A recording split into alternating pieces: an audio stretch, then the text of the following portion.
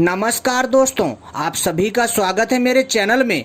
मैं आप लोगों को उल्लू पक्षी से जुड़े रहस्यों के बारे में बताने जा रहा हूं।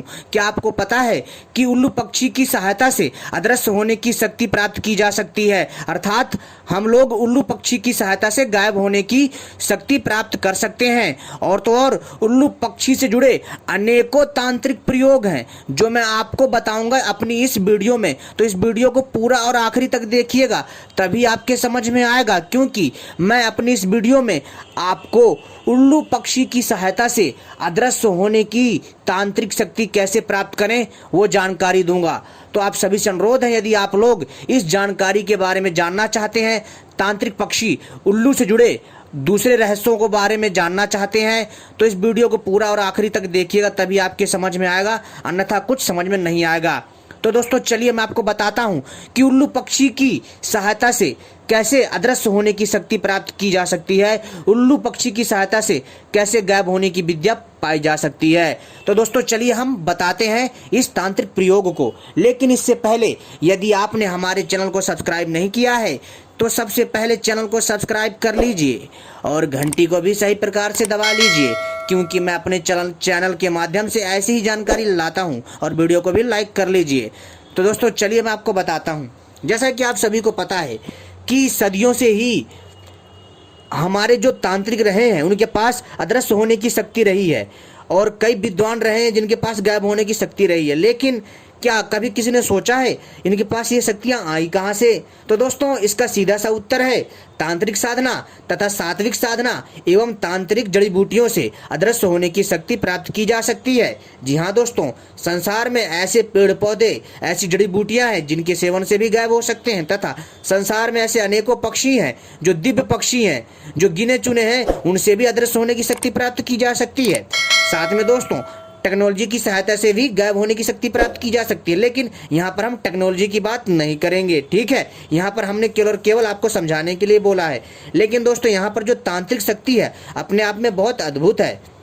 जी हाँ दोस्तों, उल्लू पक्षी एक तांत्रिक पक्षी है और इसे माता लक्ष्मी का वाहन भी कहा जाता है, क्योंकि माता लक्ष्मी का वाहन होता है उल्लू। और दोस्तों जहाँ पर भी उल्लू का वास होता है वहाँ सदैव खजाना जरूर वहाँ मतलब कहने करते हैं कि वहाँ जहाँ पर उल्लू का जो है स्थान होता है, जहाँ रहता है, वहाँ खजाना जरूर गड़ा होता है धरती के अंदर। दोस्तों हम इन सब पर न जाकर के आपको उल्लू पक्षी से गायब होने की शक्ति बताएंगे। दोस्तों सबसे पहले अगर आपको उल्लू से अदृश्य होने की शक्ति प्राप्त करनी है तो आपको उल्लू पक्षी को खोजना पड़ेगा। जी हाँ दोस्तों, ये आपको कहाँ मिलेगा?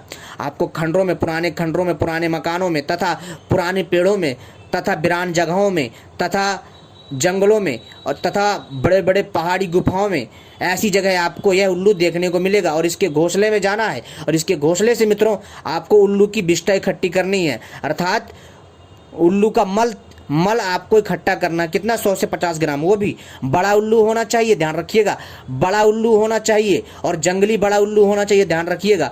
इसकी विष्ठा को आपको इकट्ठा करना है।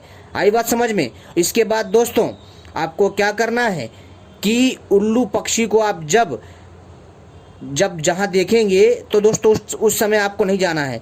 और दोपहर में उल्लू पक्षी यहाँ वहाँ गायब हो जाता है, ठीक है, अपने शिकार के लिए निकल जाता है। तो दोस्तों आप इसी समय जा करके उल्लू पक्षी के घोंसले से आपको उल्लू का मल एकत्रित करना है, 100 ग्राम या 200 ग्राम अपनी आवश्यकता अनुसार, ठीक है। इसको प्राप्त करने के पश्चात आप इसको चुपचाप ले आइए, ठीक है, किसी को बताना नहीं। इसके बाद आपको फिर सफ़ेद अरंडी का पौधा खोजना। जी हाँ दोस्तों, सफ़ेद अरंडी का पौधा बहुत दुर्लभ होता है, आपको ये मिल जाएगा, ठीक है। तो आपको इसको खोजना बहुत दुर्लभ है और इसके बिना काम नहीं हो सकता। अरंडी का तेल लेना है सफ़ेद, जी हाँ, सफ़ेद फूलों वाला अरंडी का पेड़ खोजना है। जब उसमें जब फल लग जाते हैं, सफ़ेद अरंडी के बीजों का तेल निकलवा करके, कितना निकलवा लेना आपको? 200 ग्राम, 250 ग्राम, ठीक है, इतना काफ़ी है। अगर इतना ना मिले तो 50 ग्राम मिले, 25 ग्राम मिले, इतना भी बहुत है, ठीक है। तो दोस्तों जैसे मैं बता देता हूँ कि 25 ग्राम हमने जो है सफ़ेद अरंडी के बीजों का तेल लिया, और 25 ग्राम हमने जो है उल्लू पक्षी के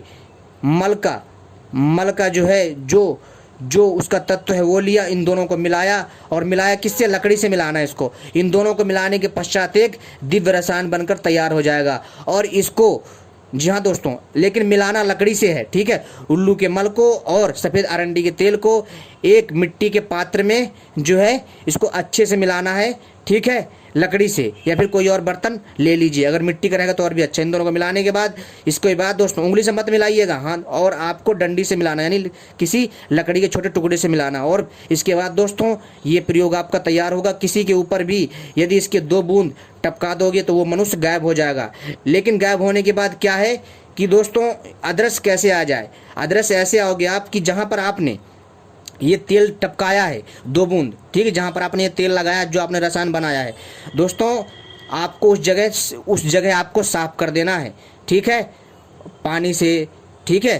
तो दोस्तों आप दोबारा सबको दिखाई देने लग जाओगे, इस चीज़ का ध्यान रखिएगा। लेकिन इसका मतलब ये नहीं है कि आप गायब हो गए तो आपको चोट नहीं लगेगी, नहीं। रोड में बड़े ही सावधानी से निकलना है, नहीं तो दोस्तों ध्यान रखिएगा जो है एक्सीडेंट हो जाएगा, ठीक है। लेकिन बस ये जो औषधि है, ये जो रसायन है, ये केवल और केवल शरीर को क्षय करता है, यानी धरती से गायब करता है, लेकिन होता वहीं है। आप समझ गए होंगे मेरे कहने का क्या अर्थ है। अब दोस्तों अब आपको बताते हैं उल्लू के दूसरे अंगों के बारे में, जैसे उल्लू के पंख, उल्लू के नाखून, ये बहुत काम आते हैं। तो दोस्तों मैं आपको उल्लू पक्षी से जुड़ा यह रहस्य बता देता हूँ। ये रहस्य है पंखों का, ठीक है। और इसके बाद दोस्तों फिर मैं वीडियो पार्ट 2 में बताऊंगा, ठीक है।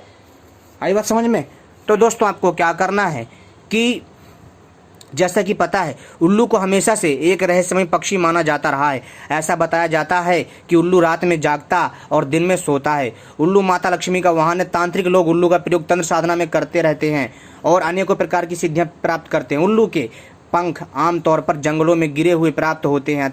आमतौर पर धारणा है, जी हाँ दोस्तों, कि उल्लू का घर में पालना सही नहीं है और कई लोग उल्लू को पालना सही भी मानते हैं। वैसे दोस्तों देखा जाए तो उल्लू को पालने में कोई बुराई नहीं है, ठीक है, क्योंकि ये माता लक्ष्मी का वाहन है, तो ऐसा वहम निकाल दीजिए, ठीक है। मैं यहाँ पर उल्लू के पंख के चमत्कारी प्रयोग बताने जा रहा हूँ जो आपके बहुत काम आने वाले हैं।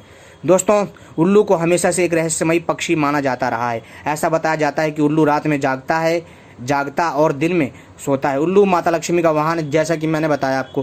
तांत्रिक लोगों को उल्लू बहुत पसंद है, क्योंकि वो तांत्रिक क्रिया करते हैं। तंत्र साधनाओं में पारंगत होने के लिए इसका प्रयोग किया जाता है। उल्लू के पंख आमतौर पर जंगलों में गिरे हुए जो है मिलते हैं और हम वहीं से ही प्राप्त कर सकते हैं। तो दोस्तों आपको क्या करना है कि आपको उल्लू पक्षी, जी हाँ दोस्तों, उल्लू पक्षी से जो मैं प्रयोग बता रहा हूँ उनको कैसे करना है ध्यान से सुनिए। जैसा कि आपको सभी को पता है उल्लू का जो मुख्य भोजन है वो चूहा है, ठीक है। और उल्लू को किसी भी संकट का पूर्वानुमान हो जाता है, इसलिए उसे अपशकुन का प्रतीक भी माना गया। तंत्र क्रियाओं में तो उल्लू की विशिष्ट भूमिका देखी जाती रही है, इसलिए तांत्रिक और तंत्र शक्तियों के लिए अक्सर उल्लू का उपयोग करते रहे। प्राचीन काल में मौसम का हाल जानने के लिए भी उल्लू का उपयोग किया जाता था।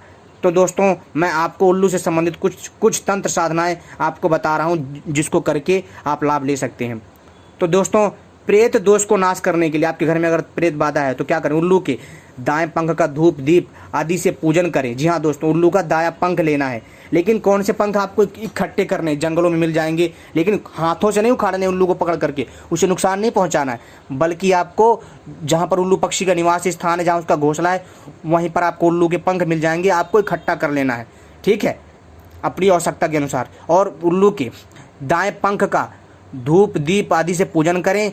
फिर ओम नमो काल रात्रि मंत्र का 1008 बार जाप करें और फिर इसी मंत्र का जाप करते हुए पंख को किसी ताबीज में बंद करके पीड़ित व्यक्ति के गले में पहना दें, तो पीड़ित व्यक्ति से पास से भूत प्रेत आदि समस्त दोष नष्ट हो जाएंगे और भूत प्रेत उसे छोड़ के भाग जाएंगे।